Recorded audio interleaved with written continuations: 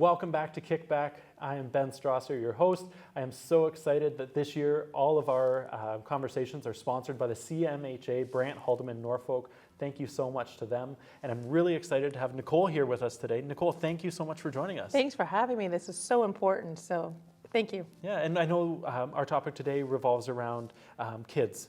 Yeah. Particularly school-age kids. So do you want to just share a little bit about like the major stressors that are in their lives, what they're experiencing? There's just so much in a school environment with the academics, and there's a lot of sensory, and there's not a lot of supports for a lot of kids. Supports are shared. So the least supports that a kid has in school, the more stress they get in the environment. So. Right, and something that you had mentioned was the idea of a stress tank. Can you share about what a stress tank is?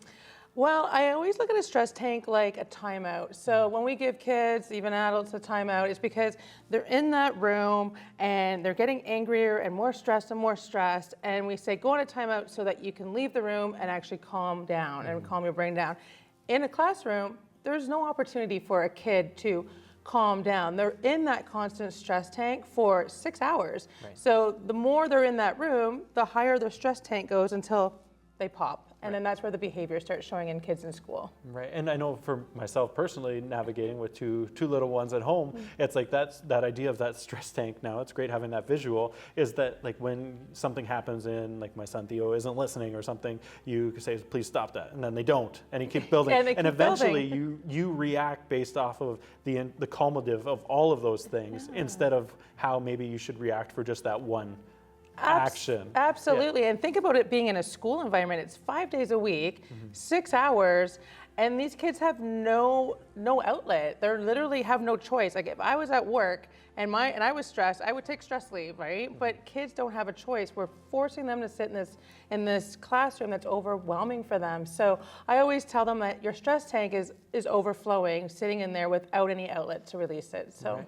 And what can parents look for in their own children, or maybe even a teacher that's watching? What can they look out for with kids that maybe their stress tank is reaching capacity? Usually the behaviors are the first thing everybody notices. As adults, we tend to yell or we get very angry when we're very stressed out. Well, kids don't have the words or be able to articulate what they're feeling. So most likely it's behaviors, whether it be punching people or yelling or crying or screaming. And then unfortunately the schools seem to focus on behaviors rather than what's causing these behaviors, right? So that'd be the number one. I think number two would be the academics. Like if your kid is struggling in certain areas, that could be an indication that there's some learning disabilities in the way they're learning. So that would be another indication.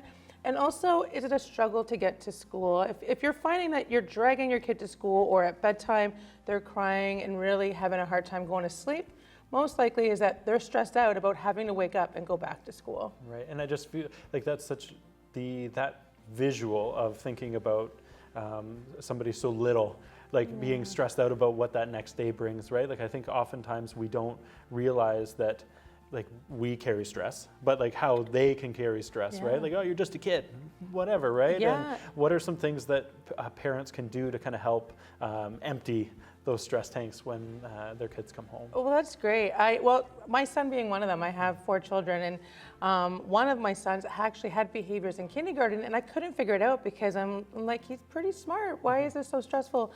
But his stress came out at that time. It wasn't actually at school, because at school he's like, I don't want to be bad. So he bottled it up all day, and then as soon as he came home, he would explode. Right. So it was really hard for us to pinpoint that it was school triggered at first. One of the things that I did with my son was that I made sure that home was a very safe space for him. Calming, not a whole lot of excitement, not a lot of pressure of doing stuff. I didn't sign him up for a whole lot of extracurricular activities, just so he had that time to relax. And then I also made sure that I used a lot of words to tell him how I'm feeling, and asked him how he was feeling, so that we really practice using feeling words so that he can describe what he was feeling rather than acting it out. Right, and I feel something that I don't know where I learned it, but the idea of big feelings. That's what it is, big emotions, yeah. Right? Yeah. And I think being able to, kids are smart. Kids are resilient, and being able to teach them and show them like how to express those things is very important. Yeah, we don't talk in feeling words. Yeah. Like I don't say, "Hey Ben, how you doing?" You don't be like, "Well, Nicole, I'm a little sad right now, but I was happy an hour ago." We just say, "I'm fine" or "I'm good." Right. our kids learn that that's how you speak in feeling words as well, right? So I really encourage parents to use feeling words when we talk, like, how was your day? Oh, how were you feeling at school today? I was feeling happy. Or, you know, I was a little sad at lunchtime when Joey didn't play with me, or whatever that looks like, right? But I agree. We don't use feeling words. Our kids are definitely not going to learn them, right? And what can the schools do to help navigate these like stress tanks, right? And there's so many different children in a classroom, and there's all different needs associated with that. What can the schools do, or what can a teacher do to help kind of mitigate and navigate all of this? One of the things that I ask for my son, I'll use my son as an example, and I tell other families as well, is that I made sure he had 2 breaks in the day, not lunch breaks. Lunch breaks are crazy with all the kids running around and screaming. But I said, you know, just let him walk the hallway for 10 minutes, just so that he's out of the overwhelming environment, so that he can calm down. He used to go to the CERT room, which is the special education resource teacher room, and he'd play Lego. He wasn't doing work. He literally did something that was not work related, like playing Lego or bring a friend down and draw something, just so that he, for 10 minutes, could calm his brain down and not be in that overwhelming environment that schoolwork was causing him, right? Right, and I think that that's something that we could all use. Right? I agree. We all could use some pause. We all to need reflect. the 10-minute reflection twice a day. Yeah, I'm going to yank out the Lego that's all over our house right now and take that pause. I'm sure Lego's probably not stress releasing for you right now, but I agree, Yeah, right, yeah, don't step on those ones. No. We wanted to talk a lot about the psychoeducational assessments. And now this is something that I don't have a lot of experience about, but could you share about what those are? Absolutely. They're so important for school. There's a lot of barriers with psych assessments, like they're expensive, and the school wait lists are years long, so most likely if you're in need of one, you're going to have to pay privately. But they're so important because they really help pinpoint where your child's struggles are. So if they have a visual learning issue or a math or a reading issue, even ADHD, all that comes out in a psych educational assessment, and you need one of those to get an IEP at school, which is an individual education plan. So you can't get an IEP without the psychoeducational assessment. But it really helped me, for example, with my sons to say, hey, like my son is struggling with all his thoughts in his head because he's got ADHD, right? So they offered him a computer. So now he can just talk to the computer and the computer sorts his thoughts out. So it's not as overwhelming to write an essay now, right? So the psych assessments, like I said, other than the cost and the wait times, they're so important to get the supports your child needs at school. Right, and with those, the barriers associated with getting one of those, what would you say is kind of like the most important reasons for maybe why a parent should still pursue that, like privately instead of going like the wait list? Well, it's really hard with school to figure out exactly, like I said, my son presented as intelligent, and he is an intelligent boy, but he actually had a psych assessment and it came back that he had learning disabilities, and one of his learning disabilities was math, for example. He learns math differently, right, than the cookie cutter education system does right now. The psych assessment gave me 34 recommendations as to how I can support my son better at school. So not only does the psych assessment break down where the struggles are, it also gives you recommendations on how you can support your child with all those issues.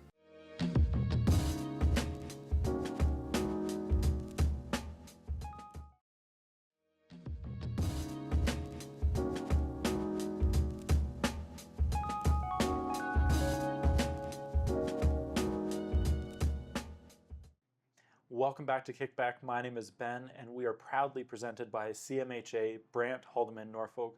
I'm now joined by my friend Jordan. Jordan, thank you so much for joining me at Lost Bandit Bike Co. in Paris, Ontario. I'm excited to have you here. Excited to talk to you about specifically youth and what they are experiencing and what you're seeing in your practice. So can you just share a little bit about what you're seeing with our youth? Sure. So I see usually age 12 up. Sometimes it sneaks into 10, 11. So I get a good range of kind of what's going on when somebody's in elementary school and then early high school and late high school. I would say over the past year-ish, some improvements with people in high school that had been previously struggling. I think that's, catching up with some brain development and some slight issues that occurred during COVID and the lockdowns and the online schooling, which is good. It shows that they can catch up. I think we have to be a little patient with that. Some struggles with people in elementary school, especially that 6, 7, 8 range. It's hard to say what's causing that. A lot of factors. An example would be large classroom size can be pretty tough, and then lack of resources, so supports for students that are struggling. And I wish I could say, I mean, that's nothing at all against those that are great in the school board. It's more just, funding and resources and things like that. Yeah. Well, I think that that's promising to hear that there are those changes and shifts. What is it that you're seeing with those age, was it 6, 7, 8, Yeah. 8 years old? What is it that they're like struggling with? A lot of it is, for example, I'll ask, like, I was seeing in the summer. So it's the summer. Are you going to see your friends? Do you have any friends that live around you? Well, yeah. Some say no. Right. They take the bus or something. And I'll say, okay, great. So what are you guys going to do? Well, we game, right? And then, we talk online. It's okay. And then some of them, if the parents allow it, they'll do Snapchat or something like that. So, but you don't do anything else? Not really, and they'll say, well, I'll see him at school in September. So that's concerning. It makes me really think about a lot of science around play and, classic, like interacting in person is good. A lot of people know that, but they don't know really a little deeper of like how much that impacts development. And honestly, social skills and skills when it comes to how to manage things like work and interactions at stores and making new friendships and managing ones that are ending, like all of those things, how to speak to adults without anxiety and that sort of thing. So those are the biggest things that I work with those kids, and then a lot of times the family too. Right. Yeah. Right. And that's that isolation. Yeah. Right. And just like socially isolated. And then it's just the rules that apply in online gaming specifically are very different than the rules that apply in school and just everyday life. Right. Yeah. Yeah. So that's a good point too, because emotional regulation is so different online. There's not a lot of consequences. Right. Certain games, maybe you say something or type something that you're not supposed to, and you get, suspended for a couple days, but you can come back. Yeah. Right. No big deal. But there's some, I hear like honestly some pretty vile things that get said online, and they can tolerate it online. Some can't, because I always say it's some ingredients of socializing, but not all. Right. So you pick up some skills. I would say it's better than nothing. I'm glad you're talking with your voice sometimes, but these aren't deep quality friendships a lot of the time. Right. And that isolation, a lot of times they don't realize they're isolating. They don't consider that isolation. Yeah. Right? So it's either, okay, number one, a lot of times gaming, and number two is, I'll be like, movies, you watch movies, YouTube. Right. Gaming and YouTube. Yeah. Right? Other than that, I might go eat dinner and maybe watch something like with my parents or something, but that's it a lot of the time. Right. So, and I'm sure we'll get into it, but I'm a huge fan of what mimics life the most, right? The skills you need. And I say it doesn't have to be this, but sport. If you can, and it does not have to be competitive or select or all-star or anything like that. Sports are an amazing way to get the skills you need for life. And it can be pure rec sports. And if it's not sports, a hobby. Right. Something socially. I love when, if you're not into sports and you get together and you play Dungeons and Dragons or Magic the Gathering or whatever, like that's great. Right. But please do that, is what I always say. Please do that. Right. Yeah.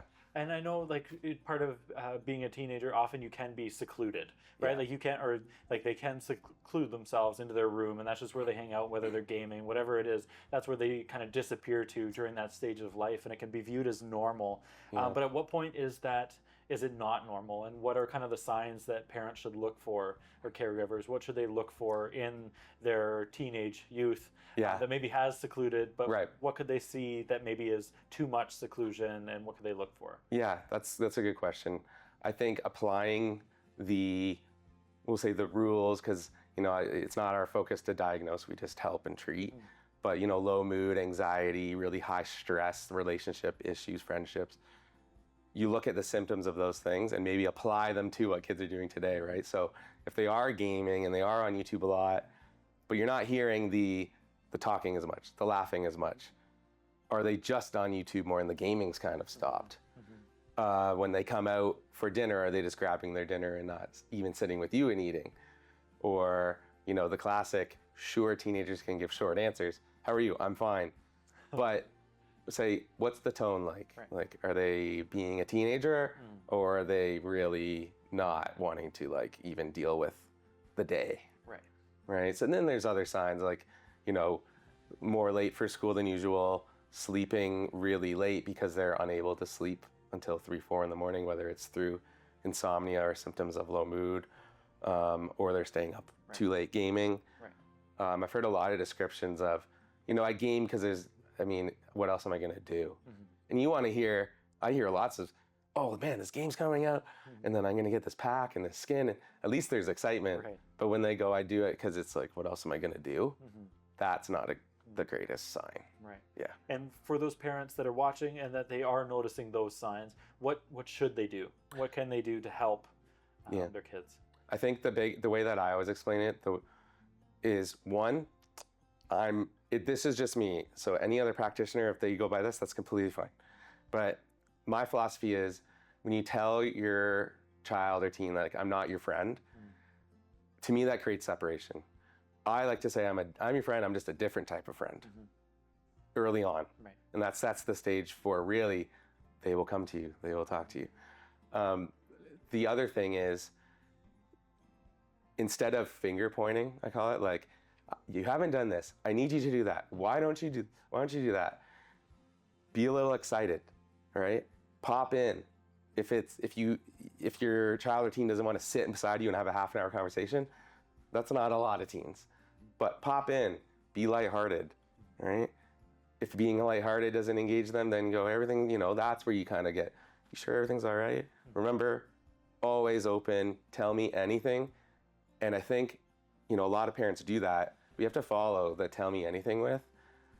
You can tell me anything and there's not going to be consequences. Right. I think that's a big thing, especially with rising, and from what I see, rising rates in anxiety.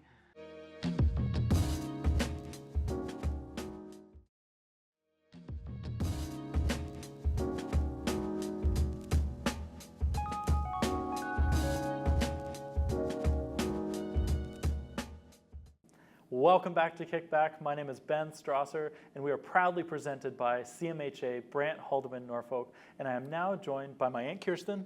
Thank you so much for being here. Of course, I would do anything for you, Ben. You're the best. And it's great to be able to talk about something I know a lot about. Right, and I just really appreciate you taking the time and reaching out and putting your hand up and saying, hey, this is something that I would like to help you with. Yeah, And absolutely. do that. So let's jump in. You wanted to share about yourself as having your own mental health diagnoses while also navigating children that are experiencing similar things. Yeah, I feel like there's a book in here or a blog or a website or something, but in 2003, I was diagnosed with a major depressive disorder and anxiety, and so I've been medicated since then for that. And as an adult, I found out that I was diagnosed with ADHD. So I have lots going on, and every day I wake up caffeinated and medicated, and now regulated, Right. because I know what I'm dealing with. But on top of that, I have 2 kids on the spectrum. They both have ADHD. They both have anxiety diagnosis, and my daughter, she grapples with OCD and depression episodes. So we have a lot going on, and I just thought, oh, there's something I could probably share about this. Right. Yeah, it's like somebody with all these challenges leading a household with a bunch of challenges, and you got to deal with it with a smile. Right, yeah. I know, like, for me, seeing myself in, like, Theo. Yes. And being able to see myself in him and, like, seeing the traits. What's that like, seeing these things pop up in, like, Casey and Nolan? Well, the hilarious thing is I did not see the ADHD. Now that I now that I'm aware of these things, I do see them. But I think the funniest part about how I got diagnosed was both my kids have amazing psychologists, and we found out with my son that him meeting with his psychologist, Christy, from time to time was really helpful. But what made more of a difference was parenting coaching sessions. So I would meet with her monthly and implement some of the strategies to support my son. And then one day I joked because I was supposed to be filling out this form to submit a form to CRA for disability tax credit refund. And it took me 8 months and I still hadn't had it done. And I laughed. I said, I'm probably the one with ADHD. And she says, oh, well, maybe it's something you could look into. And, you know, she handled it very well as a professional because you can't just go around diagnosing people at a distance. But I was like, oh, yeah. So Wait a now, second. yeah, now that I have that, it is very helpful because I can start to see if the kids get dysregulated because I can understand what that feels like. I can recognize it and help them co-regulate quickly. And like listen to me with all these terms that I've learned over the year: regulation, co-regulation. A lot of the strategies that they are their default are what they call in the biz maladaptive, not helpful. And I kind of help them course correct because I've had to learn myself how to do it. Right, and I think that that's how awesome that is to be able to have that experience, to then be able to, like, how did that shape how you show up for them? Oh, it shapes it a lot. I've had, like, everybody's instincts sort of kick in, and when you see when your kid's starting to spiral because the poor guys are dealing with anxiety and a brain that doesn't have good executive function on its own. And so you see that spiraling and they just kind of want to lash out and even worse if they haven't eaten or if they're tired, like it just gets big and messy. And so as a parent, you just want to say, it's okay, calm down, like it's going to be okay. And I learned like that's not the best way to respond. And so I've been able to learn for myself and for my kids who are still learning these things that there's a whole technique where you can actually just validate how they're feeling and say, oh, this is hard, this is really rough. And so doing those sort of validating exercises, it's transformed how I react to them to the point where I thought I had to kind of look natural while I'm doing it. I don't. I've had my daughter say to me, can you just please do that formula thing that you do? So it's been amazing. It's a bit of a game changer. Yeah. And how does that change, like for you, being able to look back and see, like, oh, I was dealing with this. What's that been like? It's been good, and it's been sort of sad. You go through a bit of grief. I've always been somebody who got promoted into leadership positions at work, but then I felt like I was dropping the ball all the time. And every morning I'm like, why have I still have a job here? Like, when are they going to notice that I'm terrible at my job? And so it's sad thinking, there are so many years that I could have been medicated so that I could quiet the noise and stay focused in meetings and be able to initiate tasks without a whole problem. And I really wish that there would have been a way to identify this sooner. But what I've also learned is that a lot of women, they don't get diagnosed with ADHD until much later in life because we're sort of taught in society to mask and cover these things up. And I guess I was able to do it with some success.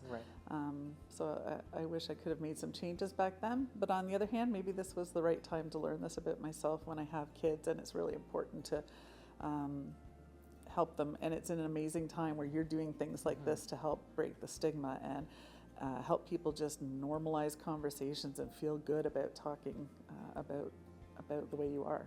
Right. Well, I think that there's still so much stigma or negativity around mental health in all aspects of it that it's important to have these conversations. And I'm just so thankful to have like yourself, to have Nolan and Casey both come on and share what they have been dealing with and what that's like, and to hear Nolan vocalize what he navigates with his anxiety and ADHD. These conversations are so important to have because even if you hadn't have been yourself by goofing around that you're like, oh, maybe I have ADHD or something like that, you wouldn't have gotten to that point of being able to understand and gaining those skills to then be able to help them. Well, and it's interesting too. Tell me if I'm getting off on a No, tangent, yeah. but for years and years, my doctors thought that it was anxiety that I was dealing with, and I remember the look on my doctor's face when he said to me, you know, I actually think I've had it wrong this whole time. I think you've had ADHD, and one of those comorbidities, I think they call them, is anxiety. It wasn't the anxiety first; it was the ADHD, and that's so interesting too. And you wonder how many people have had it that way. And not that anxiety is a bad thing. You do need to treat it and take care of it, but so interesting. You kind of have to advocate for yourself. And I just remember coming back to him saying, "Could we have a conversation about whether I maybe have ADHD?" And I'm so happy that he was open to this, because he was surprised too. Yeah. It was great. Well, and I think it's important. That's a huge point. You have to self-advocate in those situations, right, and speak up. And I feel so many people, like these individuals that have gone to school to become doctors, they're obviously that for a reason. But there's so many different avenues of ways of why people are the way that they are. To have that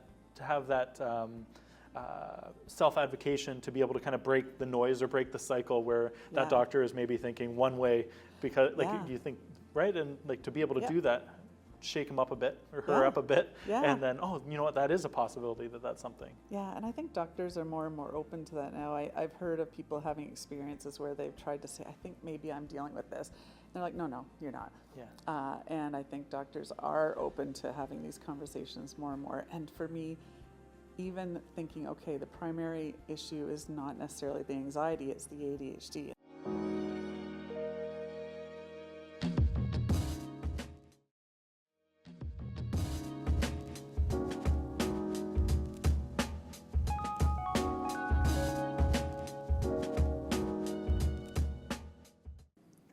Welcome back to KickBack. My name is Ben Strasser, and we are proudly presented by CMHA, Brant, Haldimand, Norfolk. And I'm now joined by my cousin, Nolan. Nolan. Hello, Ben. I really appreciate you being here.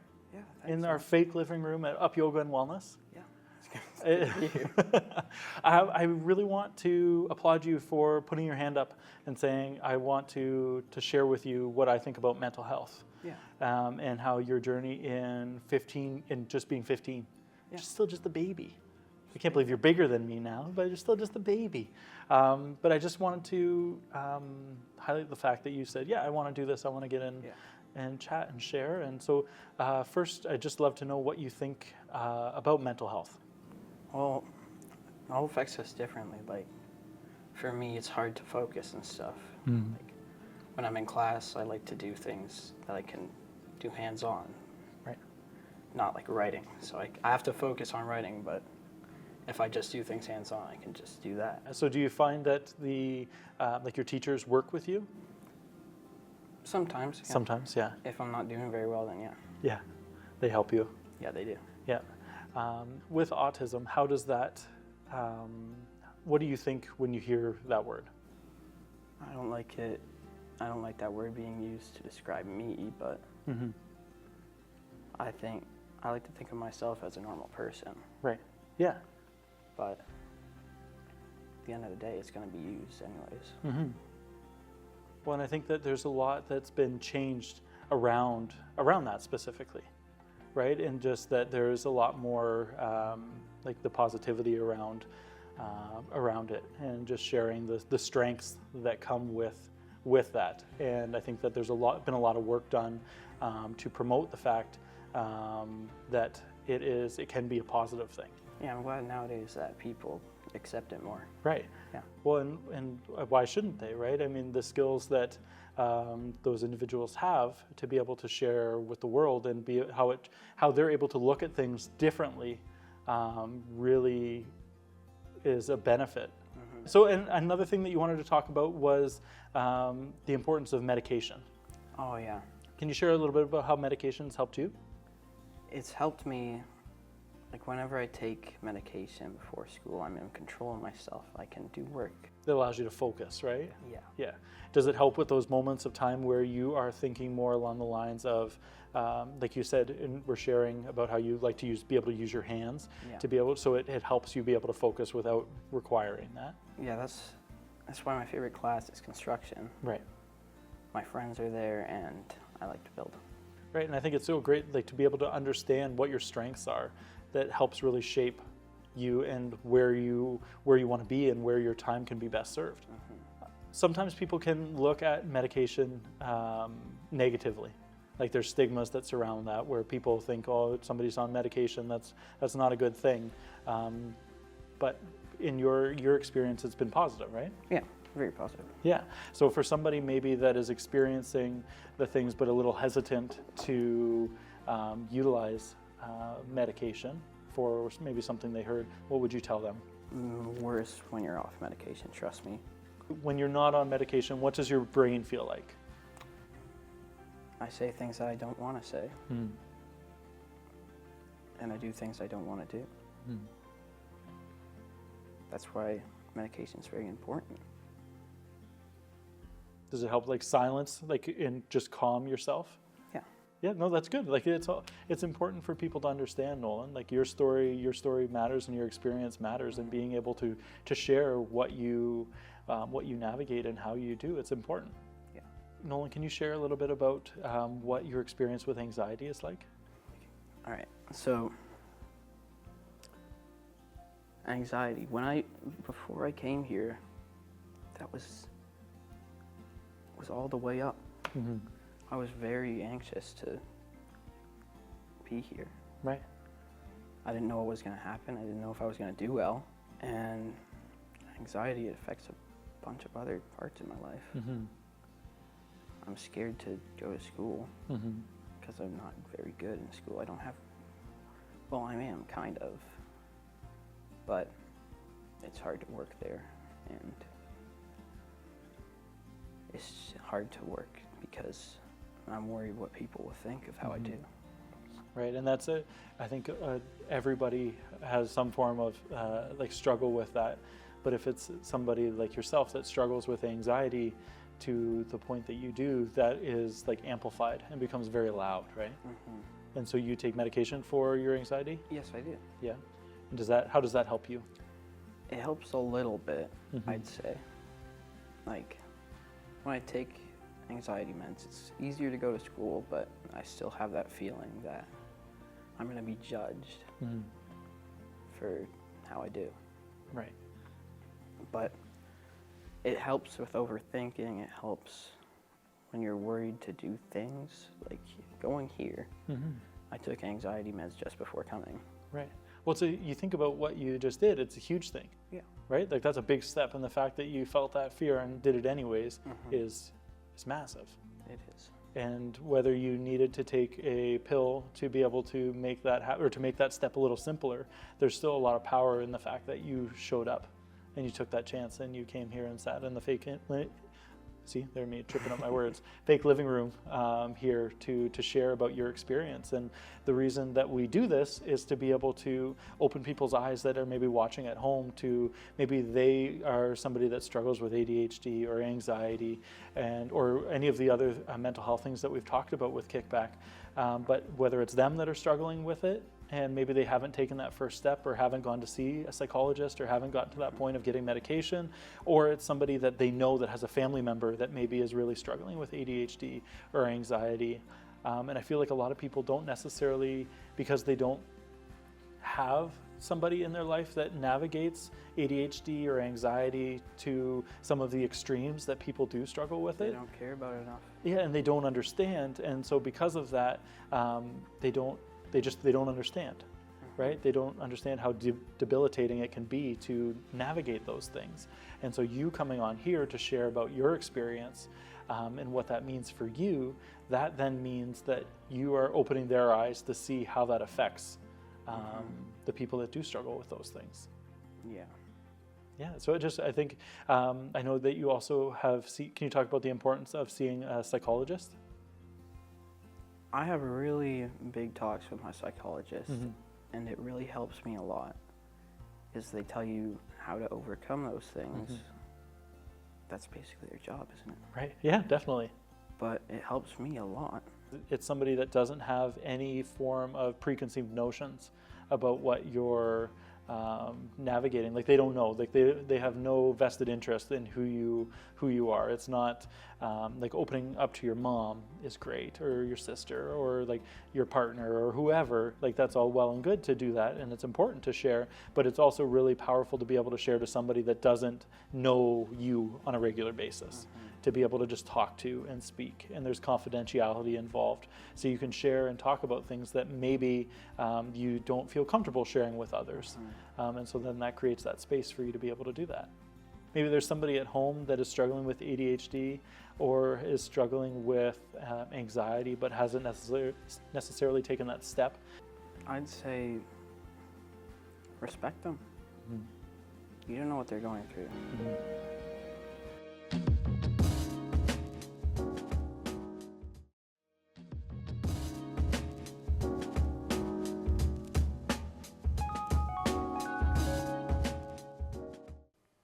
Welcome back to KickBack. We are proudly presented by CMHA, Brant, Haldeman, Norfolk. My name is Ben, and I'm now joined by Becca. Becca, thank you so much for being here. Thank you for having me. Welcome back to the KickBack living room. Yes. We're here at Up Yoga and Wellness this year. Very happy to be here. And I'm just excited to talk about this topic because I'm recently through it-ish. In the middle of it. In the middle of it. Yeah, and so you wanted to talk about the perinatal period and just supporting parents through that time. Yeah. So I thought this would be an important topic just for us to chat about. There's kind of three main points that I thought we could discuss. The first being when you're showing up for someone in your life who is going through the perinatal period. Now, to define the perinatal period, pregnancy, the 4th trimester, so the 3 months after you have your baby or after a loss, and then beyond, so up until the first 12 months after delivery. That is considered the perinatal period. And postpartum depression, postpartum anxiety, postpartum OCD, psychosis, bipolar, those we don't see as often, but those can all happen up until within that 12-month period after you have your baby. So that's just kind of quick description of what perinatal mental health is. So when you have someone who you love, or you're supporting, maybe it's a friend, maybe it's family, who's in this period, we can sometimes show up for them or may not know how to show up for them. And I thought we could just chat about a few ways that you can support somebody at this time. So the first thing is, what language are we using, right? One of the questions that you had posed when we were getting ready for this interview, Ben, was how can we help, right? And I think for a lot of us, we don't know how to help. We don't know what to do. So we might check in with someone. What do you need, right? Do you want us to come by? Can you let us know? That time is so overwhelming for people, right? Yeah, totally. And I think it's important that we, number one, we are listening without judgment to those people, but also maybe proposing to them, hey, I made some extra soup. Can I pop by and drop this off for you? Hey, I'm in the area. Can I bring you a coffee? Hey, I'd love to come by and see you and the baby. What would you like me to do? We automatically think, oh, I want to hold that baby. I want to be there for that baby. Research shows the best indicator of baby's well-being is mom's well-being. So what does mom want? Does mom want us to hold the baby while she can go and have a shower? Or maybe she wants to fold the laundry. Maybe she wants to go and do something where she has a sense of control. Or maybe she wants you to go and do the dishes so she can sit and kick back. And put her feet up. Well played, yeah. Put her feet up, and she can enjoy that time with her baby, and you not be afraid to go in and fold the laundry, do the dishes, maybe wipe down the bathroom, bring a meal, whatever it might be. So that's kind of the first thing I think about when I talk to people about how can you show up for people, how can we help during that perinatal period. Do you have any examples of that where people have showed up for you really, really well in the last year?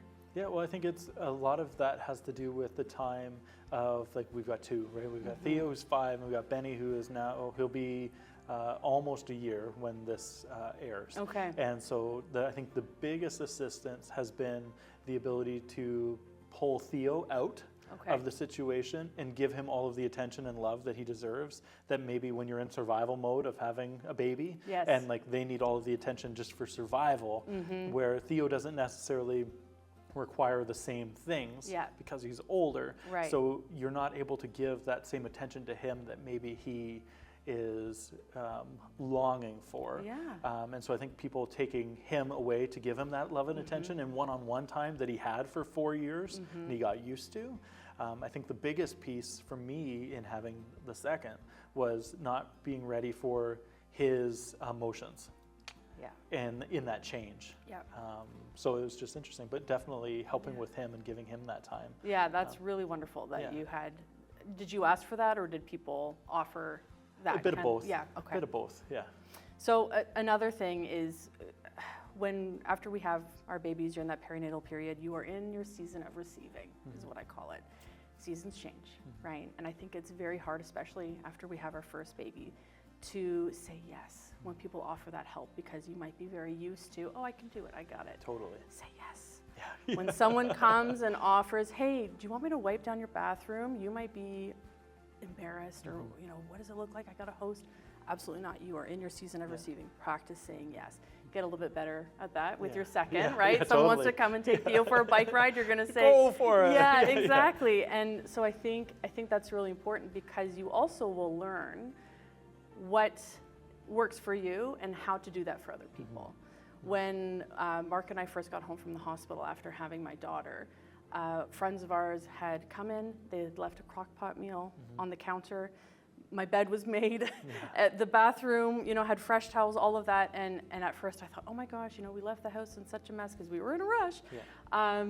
But it was so wonderful. And I never forgot that. And I've done that for so many couples since, because I remembered how impactful that was for me. It wasn't anything fancy, but it was dinner. Right, totally. Right? And I think so many people live in their heads and feel like everybody needs to have this perfect, everything has its place life where everything's clean and tidy and done. That's right. When it's really not like that. No. And so when somebody offers, they really do want to help. It's not That's just lip service at that point, right? They do want to help. So Yeah. let them.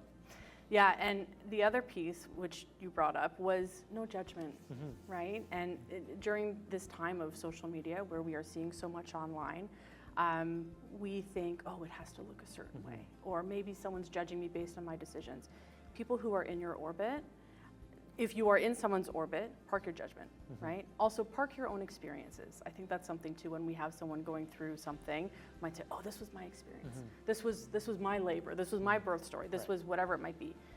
If that is your impulse, which is not a bad impulse, right? But if that is your impulse, especially during this kind of vulnerable time, check yourself. Is this something I'm sharing for me or for that person? Right. And there's a time and a place for that, absolutely. But is this for you or for that other person? So doing more listening than talking. And I want to bring up a little fact here. 1 in 5 moms and 1 in 10 dads experience postpartum. Yeah, even that was probably one of the biggest pieces of doing the dads group was the every week we did it, we had, just a quick segue, every week we did it, we had a different subject. And at the end I said, what was the most impactful piece that we talked about? And it was the mental health piece. Yep. And it was the people talking about, the men talking about how they were, some were experiencing like depression, and that they were experiencing, a big one was also the grief of like that relationship that they had with their spouse before that, or maybe the grief of the relationship that they had with child number 1 when child number 2 came into the world, and like those changing factors. And it's really big. It's a big piece of that, right? A huge piece, yeah. And I think, just as I said, right, the biggest indicator of baby's well-being is mom's well-being, which also means how are we supporting that relationship? Because it's a system, right? It's a whole family system. Yep. And that's not to say that dads or partners are second, because they're just as important, and they need their mental health supported as well. However, during that, especially that initial time, needs of baby are primarily met by mom, right? Totally. So how do we look at supporting the system? And maybe that is just being a listening ear for dad, or even, hey, can I take the baby for a walk so that the couple can sit and watch a show or have a pizza or whatever it might be, as long as everyone feels good about that, right? But I think if you are in someone's orbit and you're asking yourself, how can I help? Really listening, really paying attention. It's also better if we can be responsive and not reactive, which means having this conversation before baby gets here. We know all about birth plans, but what's your mental health support plan? What are things you should be looking out for both parties of the couple, right? For the male, usually we see maybe feeling frustrated or angry, right? Getting short, feeling overwhelmed, whatever it might be. And for the woman, it might be isolating. For mama, it might be feeling overwhelmed and frustrated, maybe with their other child. What are these red flags that you might notice in yourself? And when I work with my clients, we actually break it down into yellow flags, orange flags, and red flags. Right. Yellow flag might be We're doing great. Yeah. The yellow flag might be something like, oh, I'm not as hungry, right? Okay, so what are we going to do with that? I want to catch you at your yellow flag before we get to our red flag. So if we can pay attention to those things, and you can have a discussion as well of who's your safe person. Is it a best friend? Is it a formal support? What does that look like? Can we have the numbers? Can we have the phone numbers? Can we have the contacts for all of these people, just to make sure everybody's supported in that family system? I think is the best thing we can do. Definitely, and I think that that's such a great way to be able to approach that, and being proactive